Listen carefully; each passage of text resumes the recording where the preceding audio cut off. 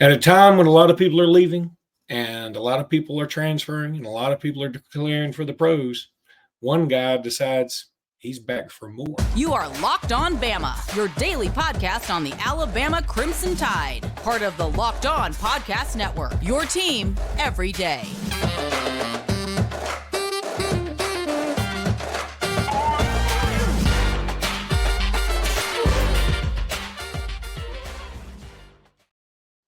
Hey, everybody, and welcome back into Locked On Bama. Luke Robinson, that's me. Jimmy Stein, that's him. Jimmy, Malachi Moore has announced he will return to Alabama for a fifth season. Dun, da, da, da.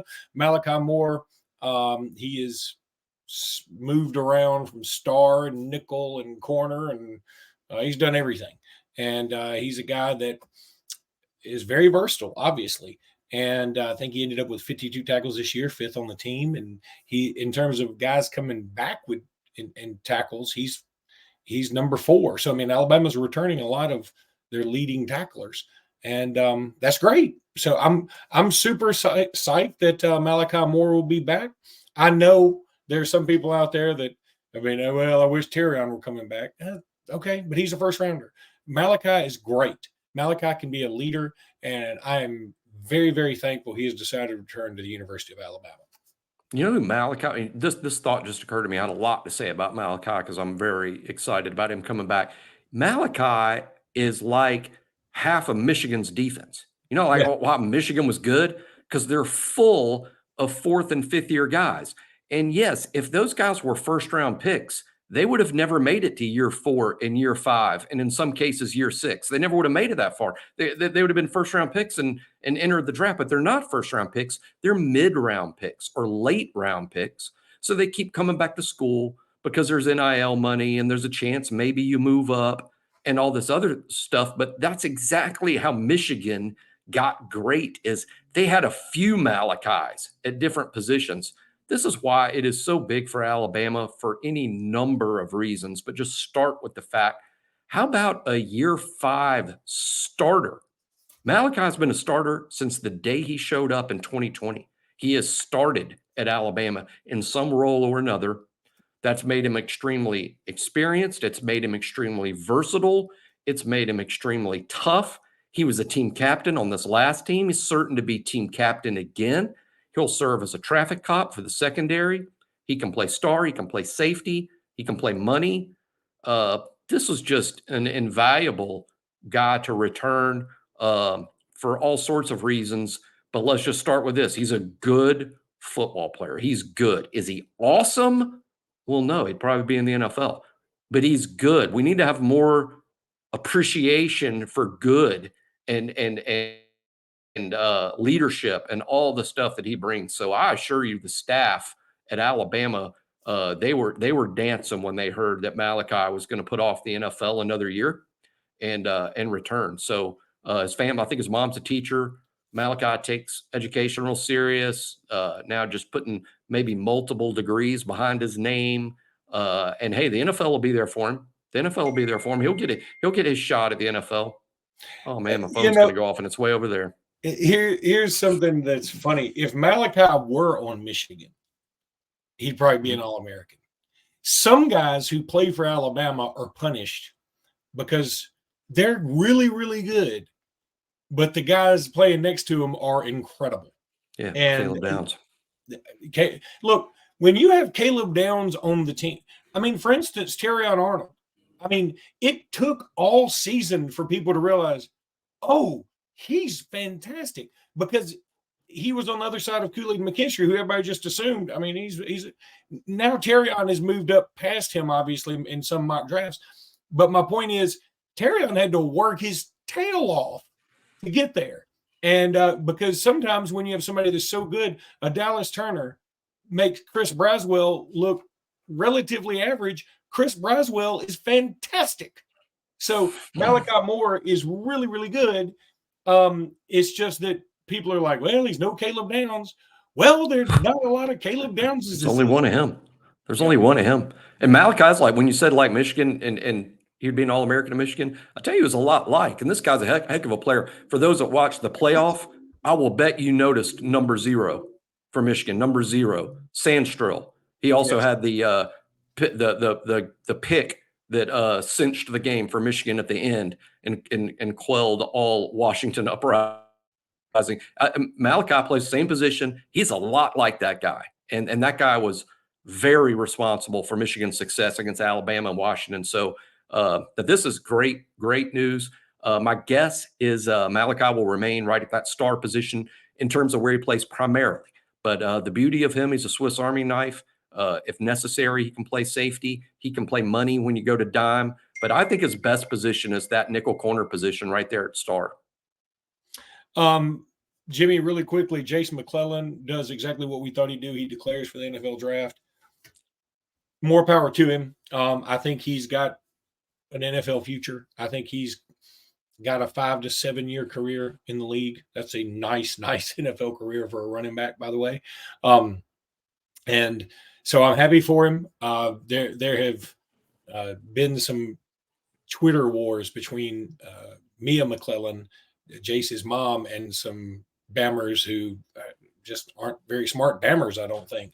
They go off talking about how, Nick Saban pushed Jase McClellan out. I feel quite certain if Jase McClellan said he wanted to be back, that he'd be back. But it's not true. I mean, sources close to the program, that's not true at all. It's not even close to true. One other thing I want to throw out there, because we're gonna put this out before this happens, but for some of y'all this will be late.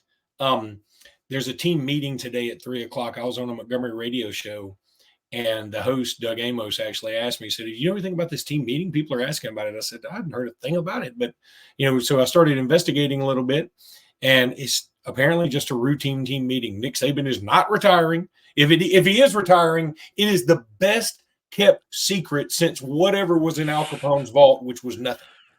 So today is the first day. I mean, I heard the same thing, and I heard some panicky talk, and it was on our board at BOL, people asking on the board at BOL about it.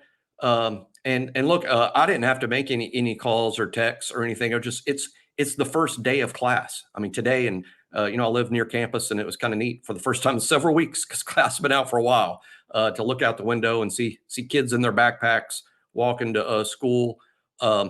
Look, it's the first day of class, so they have to set a schedule. Hey, this is what the schedule is going to be. They also have fourth quarter program. They do fourth quarter stuff before spring practice. Spring practice will be here before you know it. It's actually less than 10 weeks until spring practice starts. So they're going to do fourth quarter stuff. So they're just setting a schedule. Here's a team meeting. I believe they do this every semester at the start of the semester. They don't do it in the fall because they've already been in fall camp. When school starts, they've already been meeting as a team every day for 3 weeks. But this is, if you think about it, Luke, pretty cool because of all the early entry guys. Today was the very first team meeting with the 2024 football team. The only people not there, to my knowledge, are 4 incoming freshmen who have not either signed, like Ryan Williams, or they've signed, but they're not going to arrive until June, like Rico Scott and Amari Jefferson, those guys. I think Naquil Bertrand is also not here. He'll arrive next week from Texas A&M. But if this was virtually over 90% of the 2024 football team is here today in Tuscaloosa on campus, so that's why they're having the team meeting. They're just merely setting the schedule. And no, if Nick Saban was retiring, and boy, I've heard a lot of Saban retirement rumors, especially the last week or two. He was in Florida, left his vacation. He was vacationing in Florida in Jupiter with Miss Terry, actually left early to get back to Tuscaloosa because of the storms on Monday, left early to get back, and have been working on filling those staff openings. That doesn't sound like a guy retiring to me. No, doesn't at all. Jimmy, we're going to talk about a big visitor weekend on January 20th in a second. I think. Okay, I got to do that again. Yeah, I got to tell everybody about LinkedIn. LinkedIn is the absolute best. They've been a sponsor for a long time, and we truly appreciate them. It's the start of the new year, and every small business owner is asking themselves the same question. What's the one move I can make that'll take my business to the next level? LinkedIn Job knows that your success all depends on the team you surround yourself with. That's why I surround myself with Jimmy. That's what LinkedIn That's why LinkedIn Jobs has created the tools to help you find the right professionals for your team faster and for free. LinkedIn isn't just another job board. LinkedIn has a vast network of more than 1 billion professionals, which makes it the best place to hire. Hiring is easy when you have that many quality candidates. So easy, in fact, that 86% of small businesses get a qualified candidate within 24 hours. You can't beat that with a stick. It's why small businesses rank LinkedIn Jobs number one in delivering quality hires versus leading competitors. LinkedIn also knows that small businesses are wearing so many hats and might not have the time or resources to hire. Thankfully, with LinkedIn, the process is intuitive, quick, and easy. Post your job free at linkedin.com/lockedoncollege. That's linkedin.com/lockedoncollege. Post your job for free. Terms and conditions, they're going to apply. You can almost bank on that.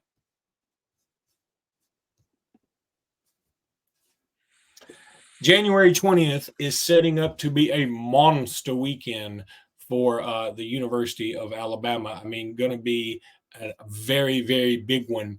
Ryan Williams will be in. Then there will also be Jamie French will be in. This is the 5-star wide receiver who was just named the best player at the Junior All-American Combine or whatever it was. Micah DeBose will be in, or Micah DeBose will be in. They got, let's see, Mason Short, who's committed to Alabama, but apparently is having some flirtations with Georgia. Yeah. So, I mean, it's just going to be a huge, bodacious weekend for the University of Alabama. And, it sounds like it's going to be a lot of fun. Yeah, Andrew Bone has a great full list over at BOL, so everybody check that out. It's a pretty full list, and it's growing. There will be additional names added as we go. A few of the guys I want to talk about, though, because first of all, I'll start with Mason Short, who's committed to us. Sometimes the kids that commit super early, fans are so eager to move on to the next name and the next thing that they don't celebrate enough, for these early guys.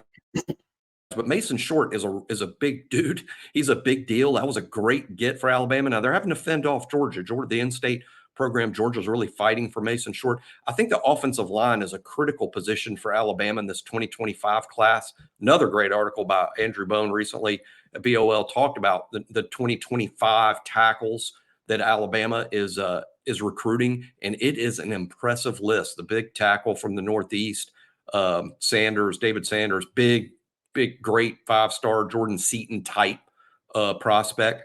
He heads the list. Mason Short, who's already committed.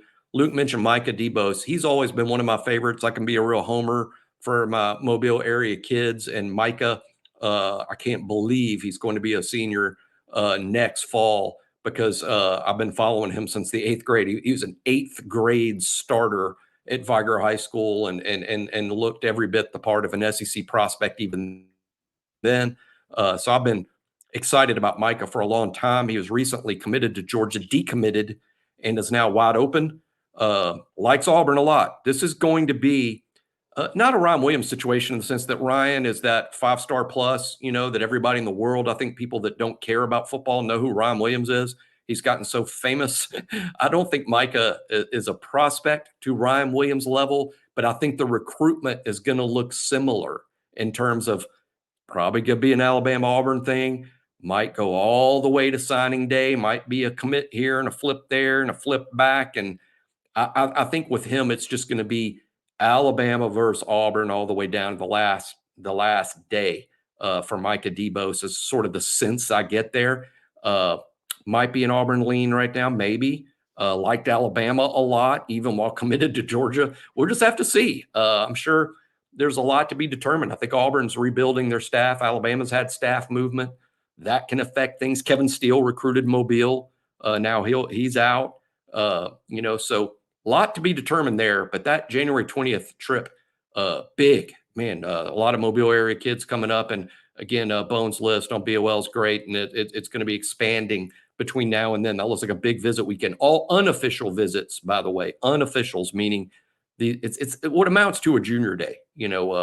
Juniors coming up and a lot of them checking things out for the first time. Yeah, I do hate that Alabama doesn't have a home basketball game. I wish the Tennessee game were at home that Saturday. because that would make for a hell of an environment. But it does give them more time to do stuff. They do this neat thing. I don't think we've ever talked about it. Have we talked about the scavenger hunt here? They do that on unofficials a lot. Pretty cool. I don't know who dreamed this up, but they do a literal scavenger hunt. You know, you got this list of items, and it's like a game, and they all get in golf carts driven by staffers, and they compete to win the scavenger hunt. And items are hidden all over campus for them to go find and get. And it's really what it is it's a way to show them the campus, and they get to know the whole school, the layout of the school, where all the buildings are. And they go all over campus looking for these items as part of a game. And they do that on these visit weekends now. And, you know, you can see them whooping around in the golf carts when they're here. I've seen it going on.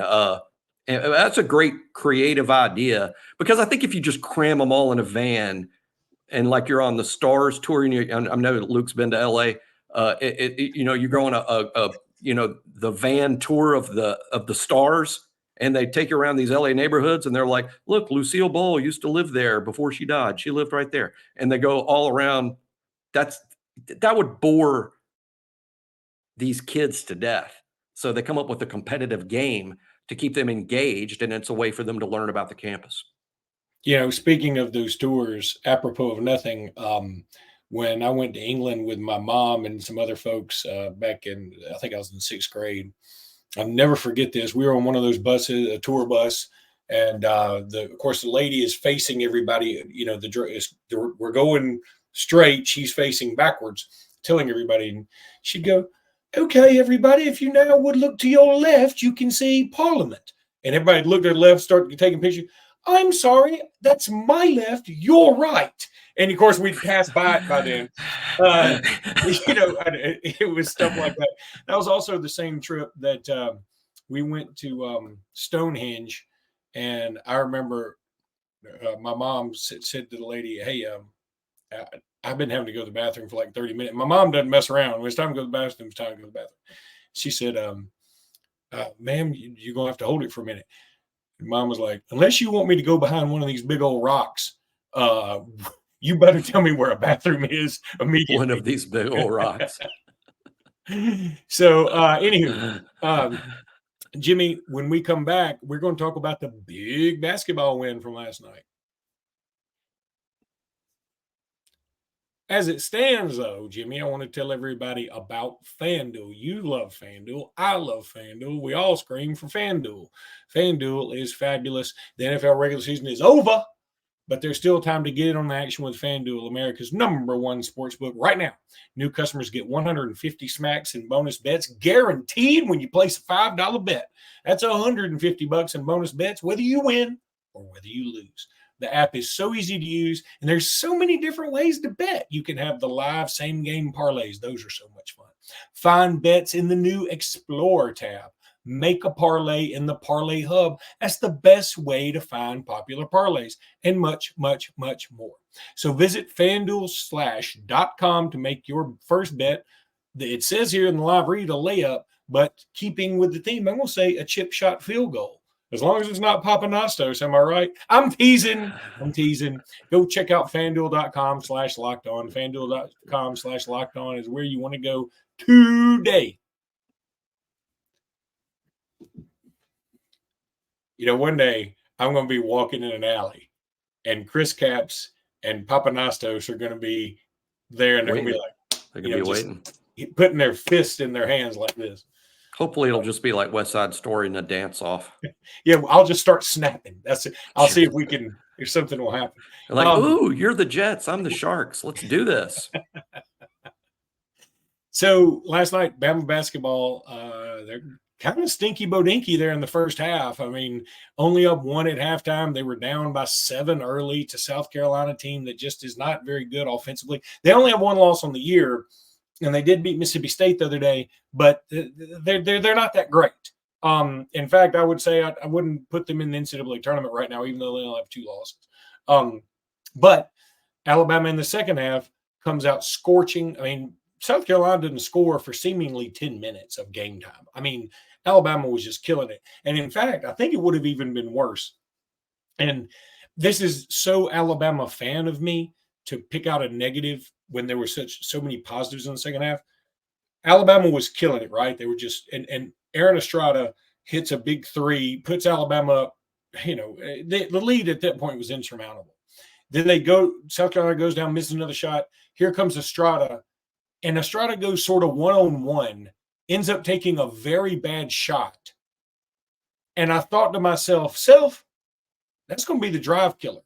And sure enough, the very next play, South Carolina comes down and hits a three. How many times does that happen in sports where you have all the momentum, you got everything going, and then somebody shifts? It's almost like, hey, I'm so hot I can do whatever I want. No, keep the flow going. Keep doing what you've been doing. Y'all, they were moving the ball so well. But anyway, I hate to harp on a negative. I'm just saying I remember that. So I remember that moment where he took a really bad, like, spinning kind of fade away, and I was thinking, that's such a bad shot. We've been getting all these good shots. Let's go get another one. It's easy. We can put these guys away. Now, Alabama ultimately put them away. Mark Sears is a godsend. Mark Sears is so good right now. I think he's the best player in the SEC right now. He's really carrying this team in a lot of respects. He's not only scoring a lot, which he is, and man, he's making some very incredible, like the Flying Graysons from Batman difficulty level shots. I mean, he's just killing it. But he also he's making good passes. He's not forcing anything. The threes he took last night were threes you're supposed to take. These were not threes like, oh my God, I got to throw it. I heat check. And then one time, Alabama was late in the shot clock. He was like, oh, I got to throw this up. I'm sort of behind the backboard. Splash. He's just killing it. He really is. He's the SEC Player of the Year as of this moment.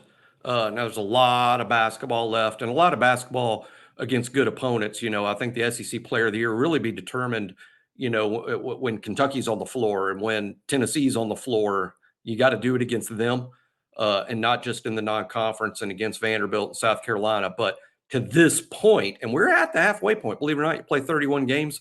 Alabama's now played 15. I guess you're technically at the halfway point at halftime, Saturday at Mississippi State. The halfway point of the season, Mark Sears is your SEC Player of the Year. And if you saw that coming, you are either psychic or you're lying.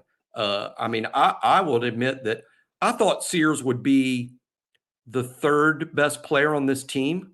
It wasn't like I was like, oh, Mark Sears is not good. I thought he was a good player. I thought he'd be a starter and somebody we leaned on and a leader. But I thought going into the year, to be honest, going back to early November, I thought, well, this will be Grant Nelson. And I tell you who I think is going to have a great year is Rylan Griffin. That's been wrong. Grant Nelson has struggled in his transition to the SEC. Rylan Griffin's been great defensively, but has not been consistent on the offensive end. The best player on the team by miles and miles has been Mark Sears with a great contribution from Aaron Estrada. So, hey, this team's good too. Now, don't look at Alabama's record and get confused. This is a good basketball team. And as of where they are today, Luke, today they're a contender to win the SEC and enter the NCAA tournament with a really good seed today. A lot of basketball left, 16 games to be accurate. As someone once pointed out to me, I have a podcast, so I should know such things. But can Mark Sears come back? I think so. How about this? I'll confirm it when the show's over. We'll lead off with it next time. But I think this is his fourth year of playing basketball. But I believe his career started. I think his career started at Ohio during that COVID year, 2021. So, the 2021 season. So I think so, but I will confirm that for you guys. We'll lead off the show with it. But my answer is yes. I think my answer is yes. I believe so. God, how awesome would that be if he came back? I'm not saying he's gonna, but man, jeez, that would be so awesome. And that's another thing we're going to look up. We're going to have a Mark Sears podcast, and I'm going to look up where he stands all time in scoring and all that stuff because, shoot, he's averaging over 20 points a game. He's going to be up there pretty shortly. He has more 20-point games at this point in the season than Brandon Miller had 1 year ago. Ooh, that's man, what a stat. How about that? I should have led with that. I But buried the unless- lead. I buried the lead. That's what they call it in the biz. Another thing though, and again, this Nick Pringle, I think Nick Pringle's sort of coming into his own. He's sort of realizing, I think, some things. And there were a couple of times he and Estrada weren't on the same page. Estrada should have thrown him a lob once, didn't pass it, then should have thrown him a lob and actually hit him in the gonads because he thought he wasn't going to jump up. But whatever. Nick Pringle is getting better. Gonads, technical basketball term there. Yes. Kind of like Mohamed Diabute he's playing like much entry better. pass. Let's say entry pass. He made an entry pass. Entry pass to his gonadic area. So Jimmy, though, this needs to be brought up. Grant Nelson played 24 minutes, had 0 points, and one of his 3-pointers was so bad that it's the kind of 3-pointer that, like, I shoot now at 51 in the pickup games when I'm playing against dudes who are, I mean, more than half my age, and I'm like, okay, I can't shoot anymore. Like I think in my head when I take a bad shot in those games, we're playing pickup, and I'm not the same athlete I once was, and I'm not even the athlete I thought I was then. But what I'm we got to saying make is, a North Dakota joke. It was so bad that if he shot it from Mount Rushmore, it would not have hit a president. I think that's in South Dakota, but is it? Yeah. I have joke, a podcast. You would think I would know that. You should just you don't have a North Dakota podcast, but no, obviously not, or a South Dakota one. Or I thought it was a funny. Did the joke land? Okay. Like Grant's ball eventually did somewhere on the court. His shot was so bad it hit Nick Pringle in the gonads. Anyway, no. But it was like a sort of a 3-pointer, sort of a hand back pass 3-pointer. And it was so bad that it looked like mid-shot, the ball was like, I'm not even sure if I'm a passer or a shot myself. And I don't know how many shots he took after that. Because again, what I'm going back to is when your confidence gets low like that, sometimes you feel like, hey, I'm out of my league. And that's how I feel sometimes when I play basketball now. Like, hey, I can't play with these guys anymore. And then all of a sudden you're like, okay, maybe I'll rebound more. But your confidence is so shot you can't do anything. And I want Grant Nelson just to get back to being Grant Nelson. He's a really, really good player. Is he the best player in the league? No, he's not even the best player on Alabama's team. But he's really, really good, and he's much better than he's playing right now. And it's a shame to see his confidence level so low. Yeah, I mean, that's what it is. His confidence is shot. I saw him last night. I was at the game. He passed up shot. That's when you know that your confidence is shot, when he had some scoring opportunities and he just passed the ball. But by the way, he's playing hard. I think he's a good teammate. He does pass the ball well, and he's still making a contribution. But fixing Grant Nelson has to be amongst the Nate Oates' top priorities right now. Yeah, and another thing, this team does a great job of ball movement. Almost too great sometimes. We move it so much. You know what I'd love to see one of our guys do one time, and I hadn't seen it this season. Maybe it's happened, I just hadn't seen it. You know that little play Jalen Milroe had where he would fake the pitch out, like almost like fake a toss sweep to Jace McClellan or Roydell or Justice or whatever, or Jam. I feel like I got to throw them all in there. I don't want to hurt throw them all in there. So he sort of fakes it and then takes it back and throws it. I would love to see one of our guys, because we move the ball around the perimeter so much and so quickly. It'd be nice if we fake passed it one time and then turned and shot it. I think it's there. Brought me into it. You just faked me out. I mean, I wasn't sure where you're going with that. So you faked me out. But it makes sense, right? We do move the ball really well. And it's not about, boy, we need to get Grant open for some threes. He is open for threes. He's not shooting the ball. I mean, needs to make one. And Rylan Griffin too. I mean, I think that to me is not a disappointment. That's not the right word, but I expected Rylan Griffin to be like a 18-point a night guy this year, and that hasn't happened yet. Although he does show signs of it. He's got to get a little more. I think a couple players like Ryland and Grant need to reassert themselves on offense and get a little more aggressive. Dudes, you can do this. We've seen them do it. Grant on the opening night we played Morehead State, I think. Opening night, I thought, oh my gosh, we've signed a lottery pick.